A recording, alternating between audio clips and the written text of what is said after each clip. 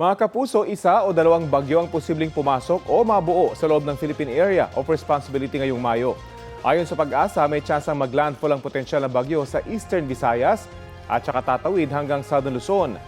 May posibilidad din namang lumihis ang potensyal na bagyo. Sa ngayon, walang bagyo o low pressure area sa loob o labas ng PAR. Easterlies pa rin ang pangunahing weather system na maaaring magpaulan. Nakataas ang thunderstorm watch dito sa Metro Manila, Bulacan, Rizal, Laguna at Cavite. Sa gitna ng mainit at malinsangang panahon, may tsansa pa rin ng mga local thunderstorm hanggang mamayang alas 10 ng gabi.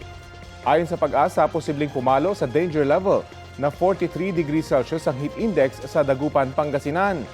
42 degrees Celsius naman sa Bacnotan, La Union at siyang pang lugar sa bansa. Extreme caution level na 41 degrees Celsius ang posibleng heat index sa Sinait, Ilocos Sur at 15 iba pang lugar.